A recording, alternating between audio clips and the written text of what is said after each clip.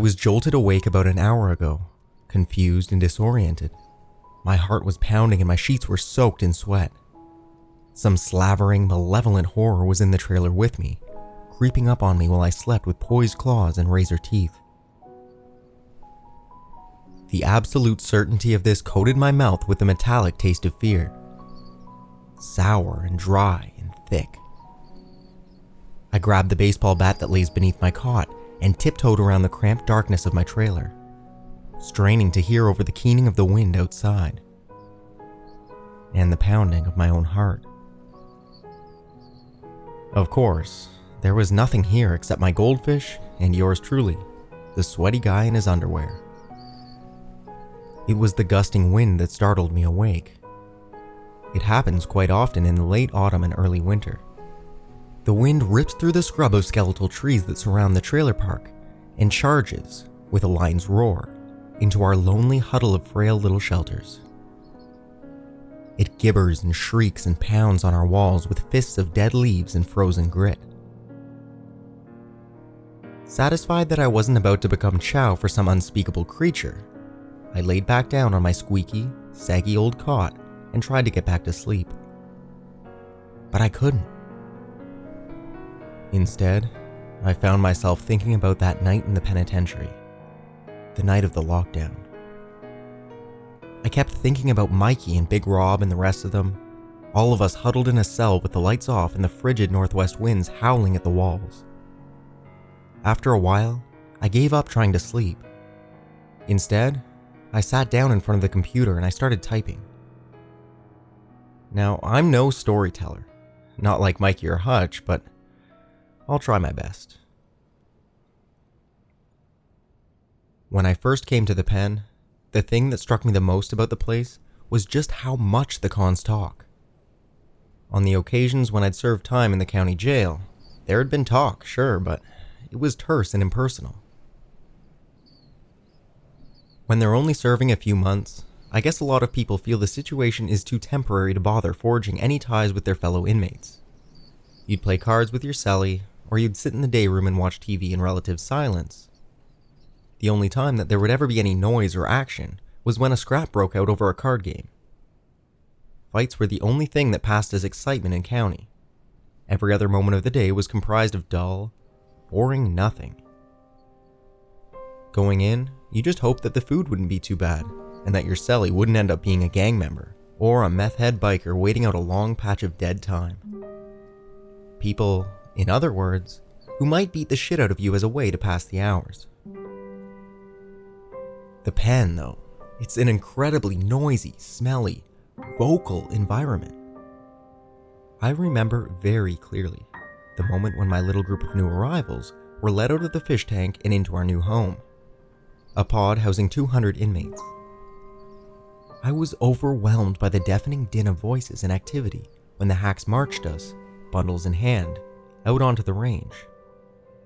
Of course, there were the obligatory cat calls and wolf whistling, but most of the cons seemed completely oblivious to us. They were too busy living the ebb and flow of penitentiary life. Of course, this was not actually true. Cons see everything, and I mean everything. But they talk even more.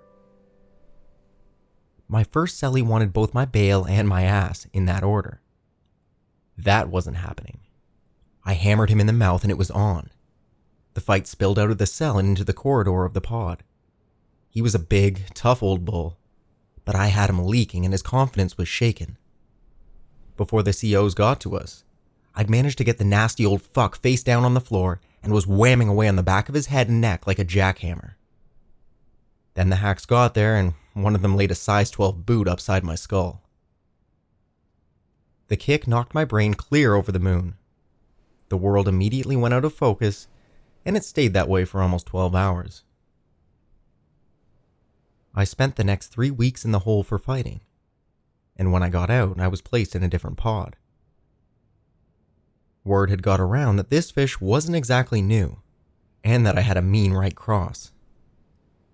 No one bothered to try to roll up on me in the yard that day, and when I sat down at chow with my new cellie and some of his boys, no one objected. I had been checked, and I passed the test. I wasn't a punk or a sissy. I could sit with the men.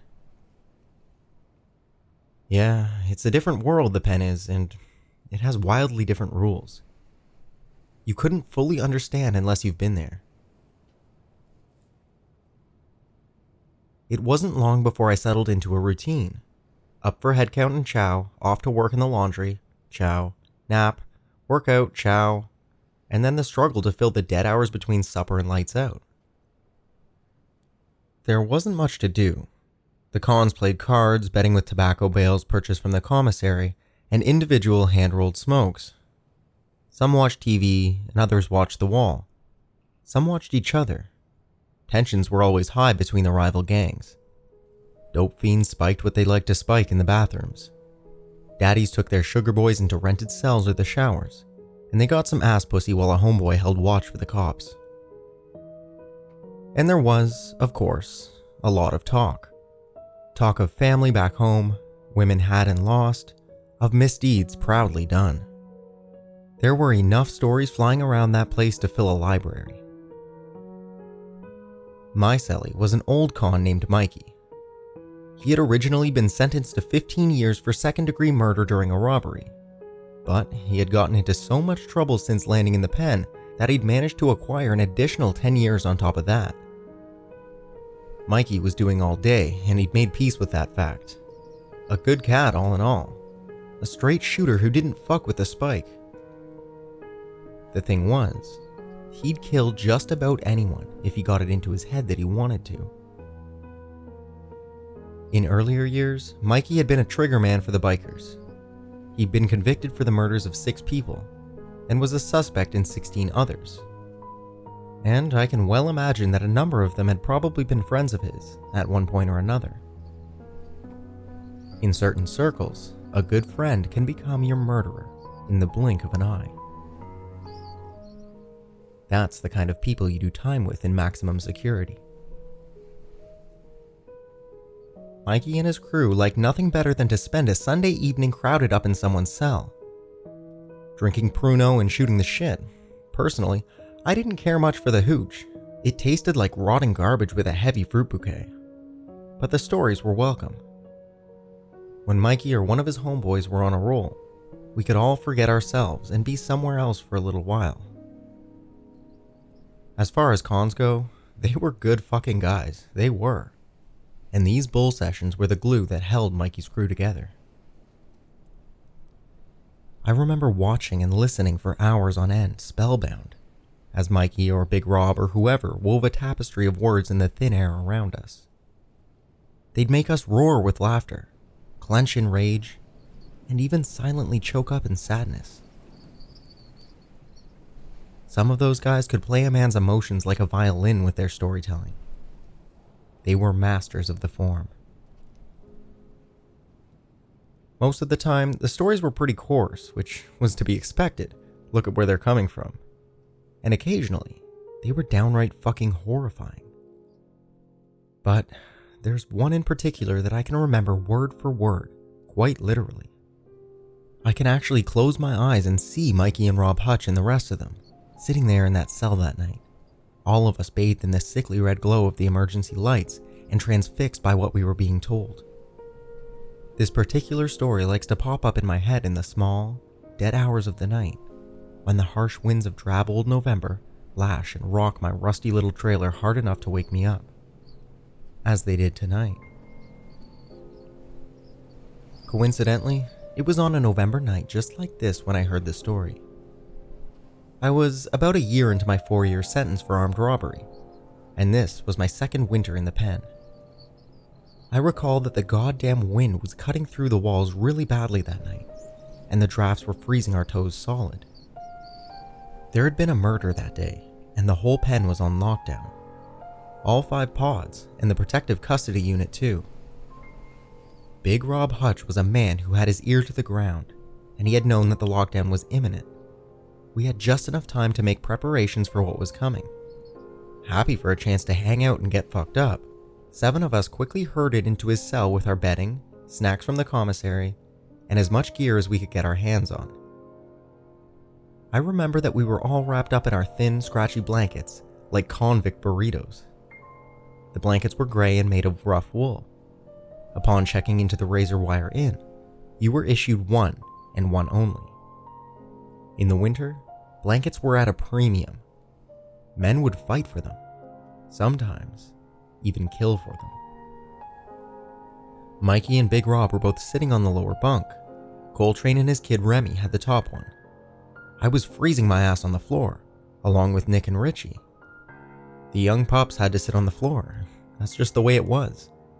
The old cons got to snuggle their asses into the relative comfort of the thin mattresses that covered the squeaky, spring slats. And in Coltrane's case, the old cons bitch as well. We weren't complaining out loud about it though. We knew better than to do that. Big Rob was a trustee, and one of his duties was to mop the floors in the prison morgue. He was telling us what had happened when the coroner performed his autopsy on Stutters. Stutters was a junkie who had been suspected of ratting out various other cons to the cops in exchange for smack. He was the reason why the entire pen was on lockdown. He had been discovered in his bunk after lunch, dead as day-old dog shit and full of ragged holes. The shiv was found in a toilet in the shower room. It had been made from plastic bags, heated to melting with a bic, then compressed to form a sturdy, sharp little weapon. So I'm mopping up by where they keep the gurneys, and down the hall the doors open a bit, so I can see the doc leaning over Stutters on the table. He's humming and singing to himself like usual, and I'm smiling at how shitty his voice is when, all of a sudden the doc says, "Holy shit, would you look at that?" And then he starts gagging and retching. Then, get this, he actually screams, for real, he fucking screamed, and he yells, "Jesus Christ, it's all over my fucking arm." He runs out of the room and down the other hall, and I'm like, what the fuck is that all about? I heard him yelling for his assistants or whatever they are, the younger ones. They all come running back, and I heard one of the assistants say, "Oh fuck, you gotta be kidding me." Then the smell hits me from all the way down that long ass hallway, and it's putrid, boys. It smelled like the combination of rotting flesh and an old shithouse in August. I had to grab my nose and run the fuck out of there. Worst thing I ever smelled. Nick asked, what was it from? And shifted uncomfortably where he sat beside the toilet. He was a good bit younger than me. He just celebrated his 20th birthday a few months ago. It was his first time and he'd drawn the fucking short straw. 15 years. 8 before he'd be considered for parole. His uncle, fortunately for Nick, was also serving time in the same facility. He was an upper echelon Hell's Angel, who ruled both B-Pod and C-Pod with an iron fist. As a result, Nick was getting the easiest ride a first-timer to the pen ever had. Coltrane and Mikey had personally welcomed the kid into the crew, as per the old man's orders. He was fresh-faced and physically soft. I occasionally wonder if he'd ever really known just how bad it could have been for him in there. Apparently, Big Rob said, lowering his voice to a husky stage whisper, Stutters was getting checked for pokes and track marks pretty regular, because he got busted so much for possession. So we started shooting in his ass. But not like his ass cheek, you dig? I mean right into the wall of his rectum. He was shooting it right beside his fucking asshole, man. Can you imagine that? Pretty soon he developed a fucking horrible abscess. Because of all the fecal bacteria and crap that was living up his old dirt road, the abscess got infected real bad. After a while, it got skinned over with a crust of white blood cells and gross stuff and ballooned into a giant pus bubble. That bubble got so big that it eventually closed up the poor fucker's ass, and I mean right fucking shut. He was apparently going around like that for weeks, man. For real. Weeks. It must have hurt like a bitch. So the doc saw something kind of bubbling out of the dead fucker's asshole, and he prodded it with his scalpel and pop! Out gushes a metric fuckload of bloody green pus, full of dead bacteria and stinking like the devil's ballsack. Oh fuck, that's just dirty, man, Mikey groaned, and mimed throwing up all over Hutch. We were all wrinkling our noses in disgust and shaking our heads, Dirty was not nearly adequate for this disgusting image. That ain't it though, my friend. That ain't it. The worst part was the fact that Stutters had been bunged up with this fucking pus balloon for weeks or so, you know? It stopped up his shit canal. When the doc popped the thing with his scalpel, oh hell, it was a literal shitstorm. It spurted out of his ass like a high-pressure hose. We regarded that image for a moment or two in stunned silence. I felt a bit ill.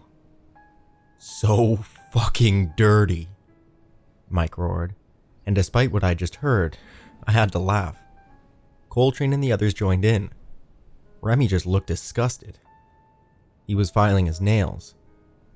Remy was no longer just another cell block punk, a weaker man that traded what he had to trade in order to get by in a world dominated by strength. In recent months, he'd gone and went full-blown sissy. After a year or so of enduring the subservient female role at the receiving end of Coltrane's hogleg, Coltrane was, in fact, the one who'd turned Remy out in the first place. He'd finally stopped playing the part of a woman and was now living it. It was apparent that he'd started taking illicit female hormones. His arm hair had thinned out, and it seemed that he had recently grown the barest suggestion of breasts beneath his orange jumpsuit. By the time I got out of the pen, Remy had changed his name to Rianne and was the wife of, get ready for this, none other than Nick's uncle, the unofficial king of pods B and C. Rianne was known for causing savage fights amongst inmates who were vying for his attention. That, incidentally, was exactly how Coltrane ended up earning an unexpected early parole. A backdoor parole, as they call it. Because you don't leave through the front gate when you're dead. So the doc got shit on by a corpse, said Richie in a slow and dreamy tone. It was pus-covered shit. That's fucked up, man. Hey, do you think that happens a lot to him? Or was that the first time? Richie had snorted some hydromorphs earlier, and now he was somewhere in the clouds, floating around with a stoned grin on his face. Richie, that's just fucking... Actually, it's a good question. Want some hooch, boys? I was just opening my mouth to say fuck no, and then there was a pop and everything was dark. The cons began yelling and hooting across the pod, both tiers and both sides. Big Rob yelled, "Shut up, you fucking idiots! It's just a blackout, for Christ's sakes! Pipe the fuck down!" And, for a wonder, some of them actually did. The thing was, Big Rob Hutch was, well, just that. Big. He was as big as a buffalo. I was surprised that the lower bunk could support both Rob and Mikey, who was not exactly small himself. The emergency light snapped on, soft and red and eerie. It made the common area of C-Pod look like a scene from an apocalyptic horror movie.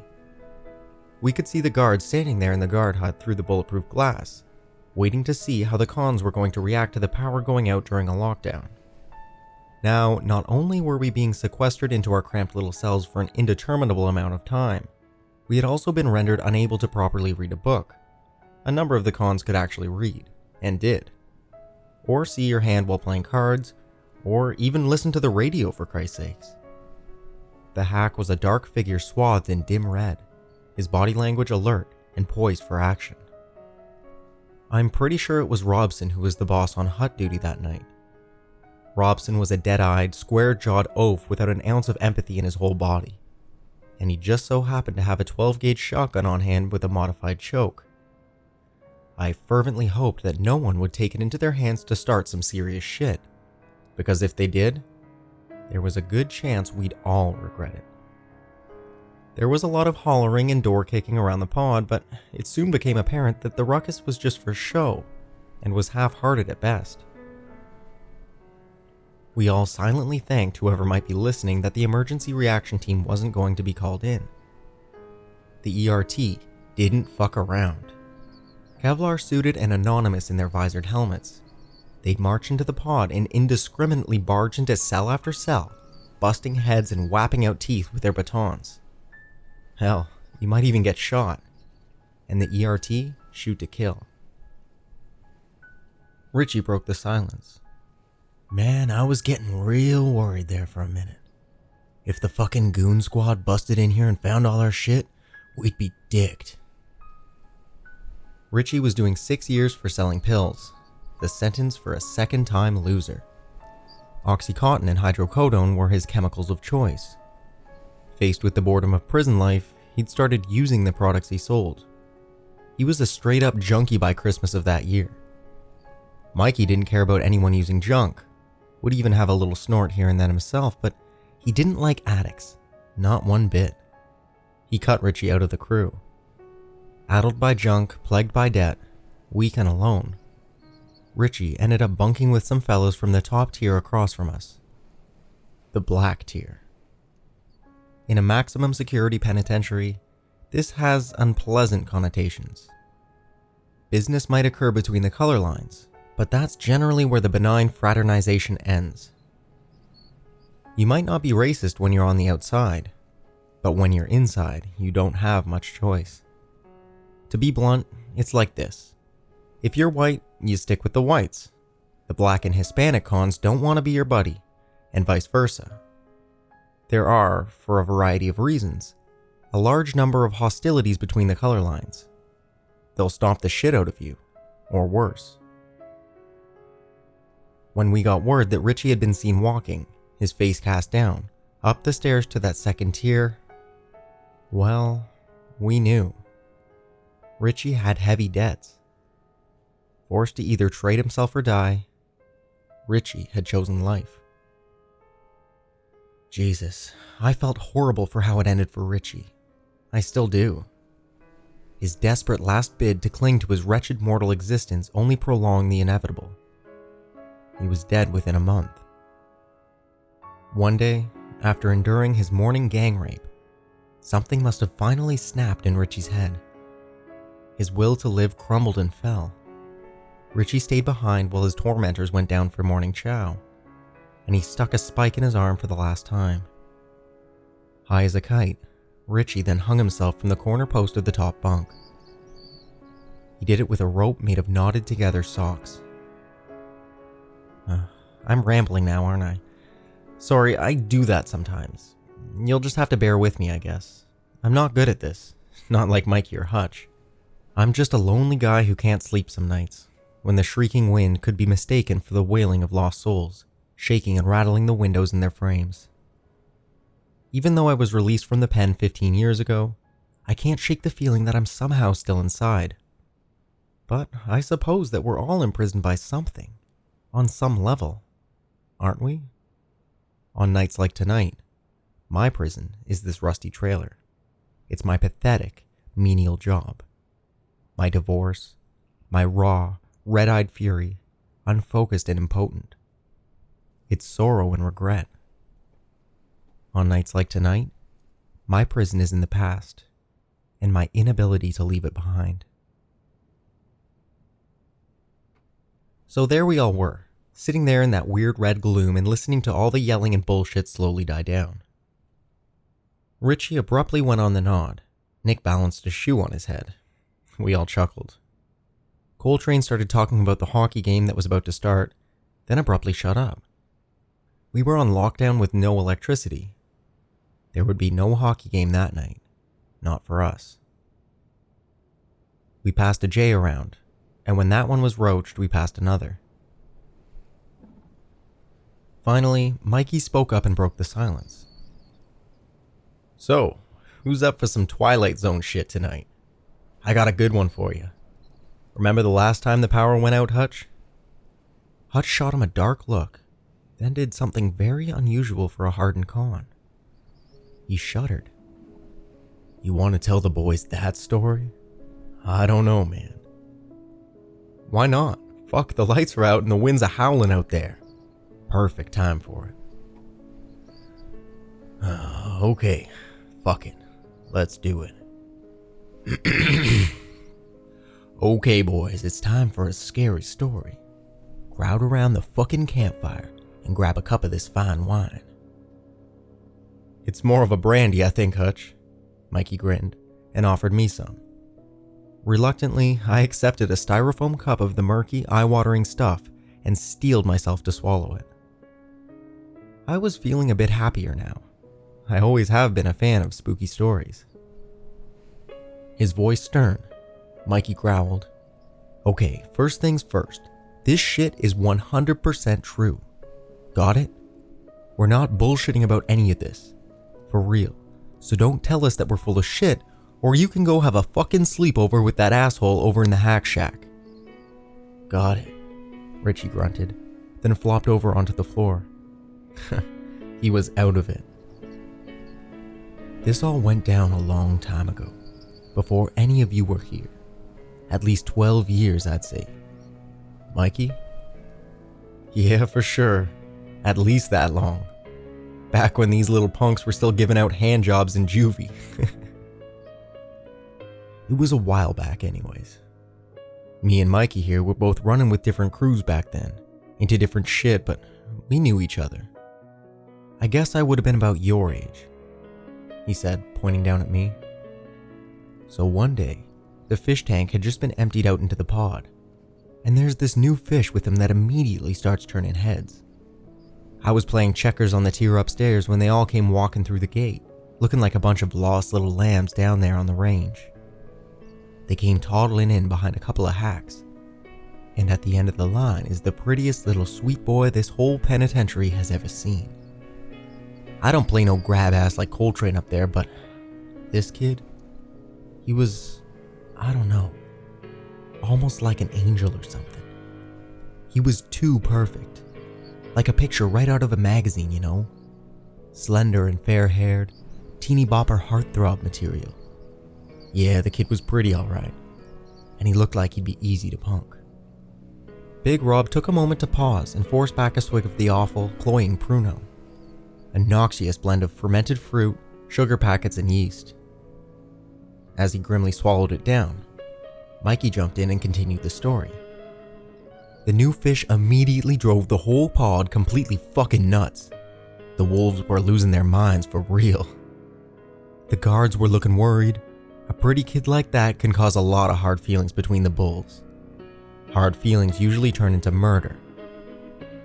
So they released the other fishes into the care of the boss at the guard hut, then hustled the pretty boy off to protective custody, post fucking haste. They kept him in there for a few days, but the wolves didn't forget about him. Not for a moment. All the time, they're asking about the kid to the trustees who had access to PC. They're asking if the kid's lonely, if he wants a candy bar or a fuck book or a baggie of fucking horse. Whatever the kid might possibly want, they're handing the trustees love notes to give him, money, weed, all kinds of shit. Finally, a con named Holbrook called in some heavy favors, and the hacks moved the kid back into the pod. More to the point, into Holbrook's cell. I remember watching as the hacks walked the young fellow across the pod and up the stairs to his new home. The kid had no expression in those wide blue eyes. None at all. Just blank. Holbrook was a big, greasy son of a bitch. Real nasty. You could smell him from 20 feet away. Completely psycho, that guy. Man, I'll tell you. Watching as Brookie grinned and waited at the door of his cell for his new little bunk buddy to arrive. Hell, it made me feel sorry for the kid. He was planning to do bad things to the boy. You could see that in his grin. He was gonna hurt him. No expression at all, though, on that kid's face. I remember thinking that the fishy was either brave as fuck or just too stupid to understand what was in store for him.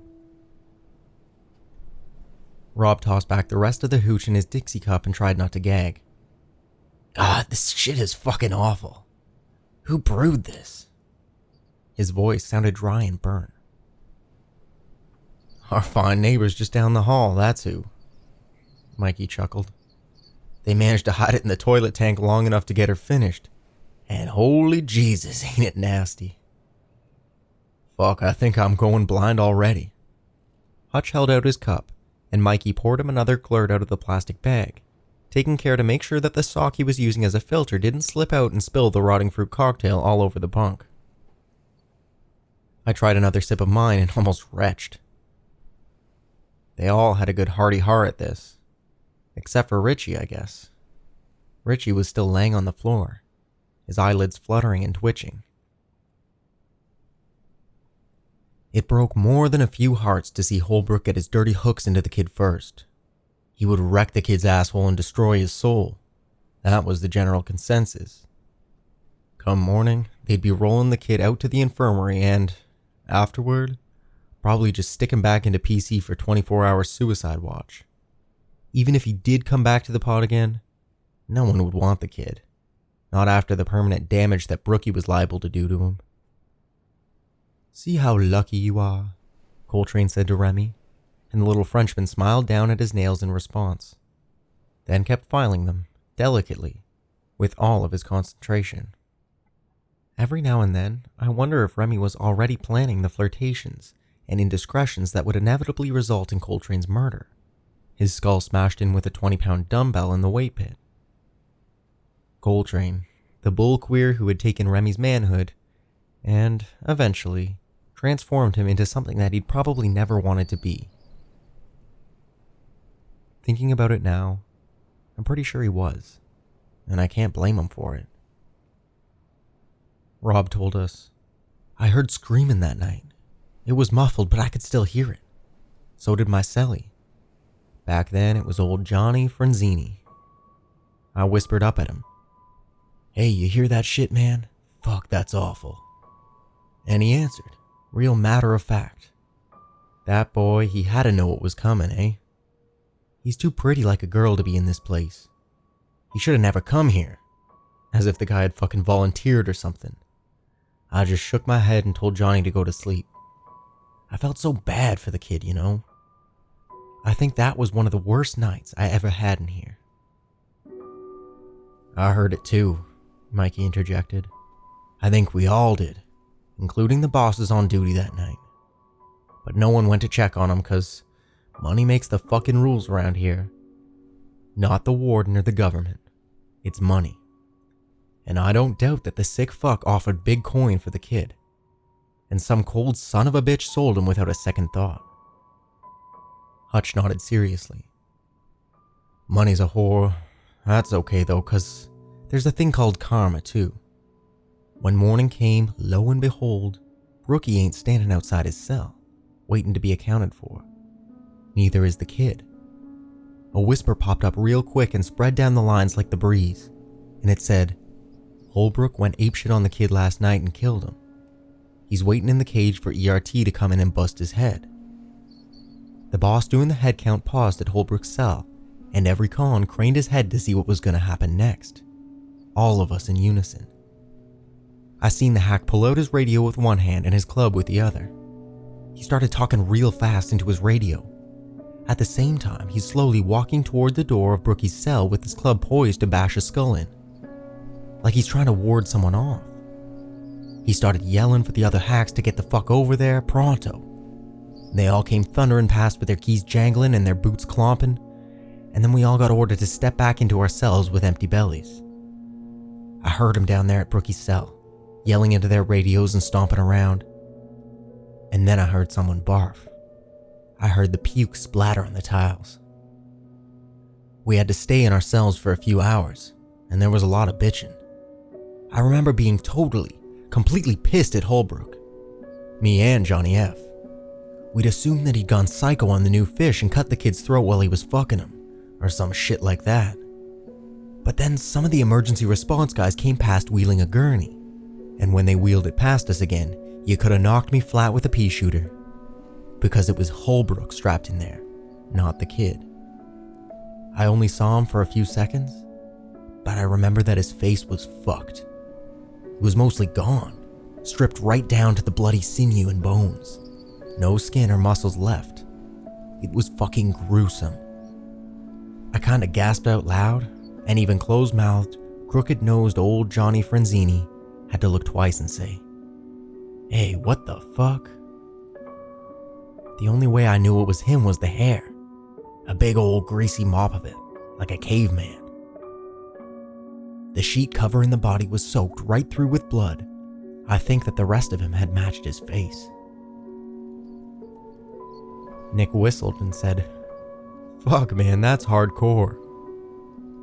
Then sparking another joint, we floor dwellers had almost forgotten about the discomfort of our numb behinds and tingling feet. We'd forgotten the lockdown and the power outage, and even the poor Stutters, who'd not only died a violent death, but had also died with his ass blocked up by a cystic sore the size of a man's fist. Mikey and Hutch were telling a story, and we were living it. You know what I mean? We were right there. Mikey said, "Must have been 5 minutes later the cops were rolling this crazy looking thing down the block, and I'm like, what the fuck is that, to my cellie?" But he didn't know either. Before too long, they roll it past again, and I'm like, oh shit, look at this.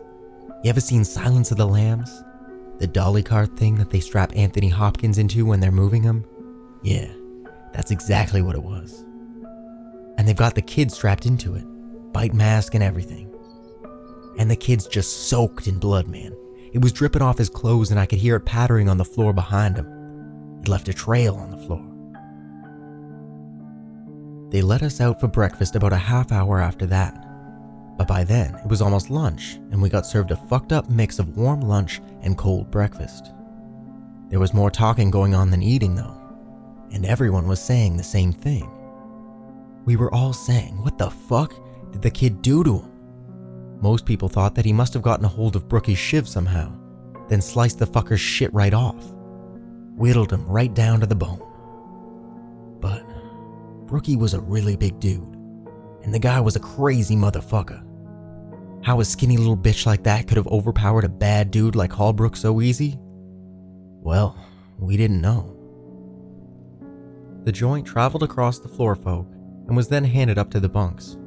Mikey hit it hard and made that funny choking noise that older guys sometimes do when holding in a big toke, nasal and strangled. He gave Nicky the thumbs up and blasted out smoke like a grizzled old dragon. "Shit's pretty good, Nicky. Good score. Gotta get some more of that." So yeah, the kid. He got rolled off to the hole on his fucking Hannibal Lecter dolly, and they had him on a super tight lockdown. Nobody even catches a glimpse of him. They had the kid on a 24-hour watch and the whole works. A couple trustees tried asking the hacks what happened to him and Brookie, and they got told to mind their own business and mop the fucking floors. The kid was in the hole for a week, then 2, then a month. All the while, ain't no one heard a peep about him getting charged with murder. There was a rumor going around that the coroner said in his report that Holbrook had died from a heart attack. Maybe his heart seized up was the thing that actually killed him, sure, but there wasn't any mention of the way he'd been carved up like a Sunday turkey. None at all. Mikey poured himself another round of refreshment, and the stink of the open bag made my eyes water. Hutch smiled a little, an action with no real humor behind it. Well, tongues were wagging as they tend to do, and pretty soon the people were saying that maybe the kid wasn't natural. That he did Brookie in with his teeth. That he ate the fucker alive like some sort of monster. Guys were even saying that the priest paid him a visit in the hole and ended up leaving with tears in his eyes, actually fucking crying and shit. Wouldn't say what happened, just that he didn't want to talk to the kid, never again. He quit working here not long after that happened, just up and quit. And I heard that the padre ended up selling his house and moving away, like across the country, somewhere far, far away. Mikey's iron gray beard split with a slight grin of his own. Now, here's where the shit gets really weird.